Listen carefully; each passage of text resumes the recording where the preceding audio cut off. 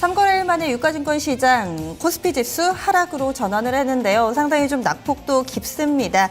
오늘 코스피 지수 2027포인트에서 시초가를 형성을 했고요. 장중 고점 2036포인트, 장중 저점은 2020선, 잠시 좀 하회하는 흐름 나타나기도 했습니다. 최근 들어서 좀 비교를 해봤을 때 상당히 좀 변동성도 커진 장세 흐름이고요. 현재 상황입니다.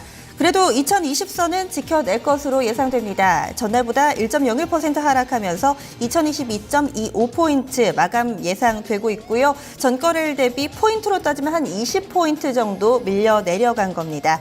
이어서 코스닥 지수 살펴보겠습니다. 코스닥도 오랜만에 하락 전환입니다. 6거래일 만에 하락으로 돌아서고 있고요.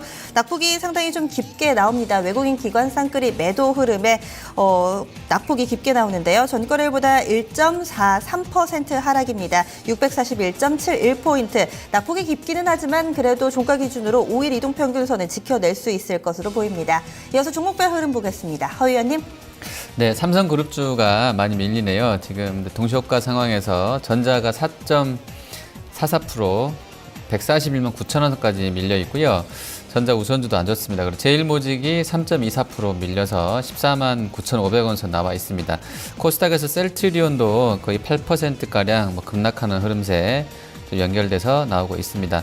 자동차는 일단 모비스랑 기아차 양호하고요. 현대차도 0.59%로 낙폭을 좀 줄여놨습니다. 자, 유가가 지금 거의 4%, 이제 51달러 수준까지, 물론 이제 볼륨 자체가 크지 않은 전자거래라고는 하긴 합니다만 51달러 회복 시도하고 있는데요. 대한유화가 8.7% 급등권이고요. 그리고 롯데케미칼도 4.6% 올라갑니다. SOL이 4.3%, 또 SK이노베이션도 2.9% 강한 흐름 보여줍니다. 조선 쪽에서는 좀 등락 엇갈리는데요. 일단 현대미포는 2.4% 정도 올라가고 있고, 대우조선은 보합권에서 호가 만들어지고 있습니다. 그 밖에 눈에 띄는 종목군들 짚어보겠습니다. 어제장 강세 흐름을 나타냈던 먼저 화장품주들부터 볼 텐데요. 장 초반에는 전반적으로 플러스권의 흐름이었지만 시간이 가면 갈수록 서로 좀 양극화되는 모습이었습니다. 한국 화장품 제조가 현재 가격 제한폭까지 오르는 흐름이고요. 헤어 관련된 이 원료 를 공급하는 업체죠. KCI 9%대 상승, 대봉 LS 6%대 상승 흐름 보여주고 있습니다.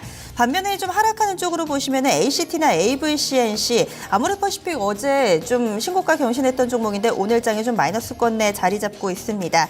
그리고 오늘 이 페인트 관련된 종목들이 상당히 강하다는 게 눈에 띄는데요. 조강 페인트가 7% 정도의 상승하는 흐름 나타내고 있고요. 노르 페인트, 사마 페인트 나란히 3포인트 가까운 상승 시세 현재 나타내고 있습니다. 그리고 오늘장에서 중국 관련 모멘텀을 품은 종목들이 상당히 좀 강한 흐름을 나타냅니다. 이 중국 엄마들이 우리나라 쪽에서 이 육아용품과 관련해서 좀 해외 직구에 나선다라는 소식도 좀 있고요. 한전의 정책이 서서히 좀 완화되고 있는 모습이죠. 이에 따라서 보령 메디앙스 3% 정도의 상승 흐름, 그리고 아가방 컴퍼니 12%대 급등 시세 내고 있고요. 그리고 엔터주 가운데서는 초록뱀, 이 중국 쪽의 자본이 최대 주주죠. 초록뱀이 오늘장 9%대 상승하고 있다는 것도 상당히 눈에 띄고 있습니다. 엔터주 가운데서는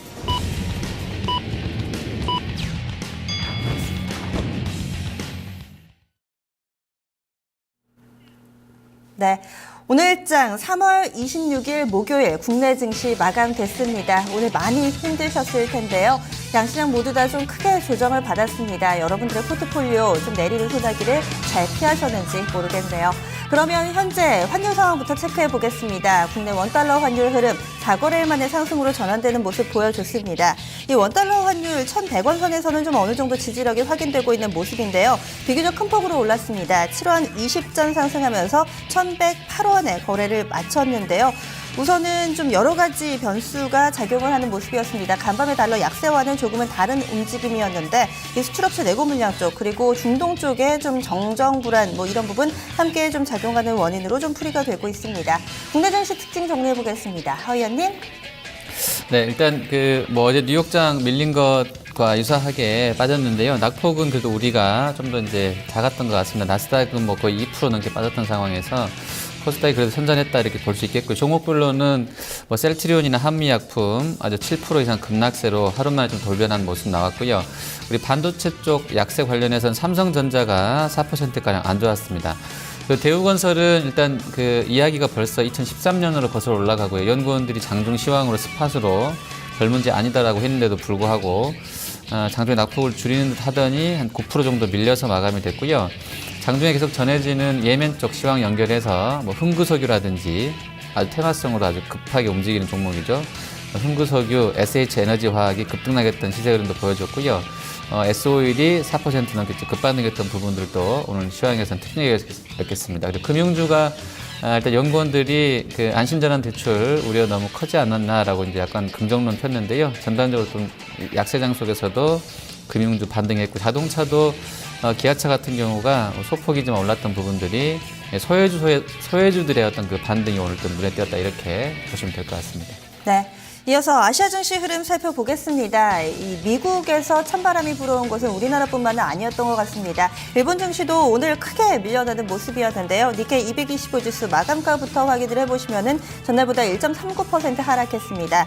19,471.12포인트의 거래 마쳤고요. 하루 만에 하락으로 다시금 전환이 된 겁니다. 이어서 중국 증시 살펴보겠습니다. 중국 증시는 무풍지대인 것 같습니다. 꾸준히 상승 흐름 이어가고 있는데요. 앞서 장기 랠리를 펼치다가 어제 약간 조정받다가 오늘은 다시금 하루 만에 상승으로 돌려놓는 흐름 보여주고 있습니다.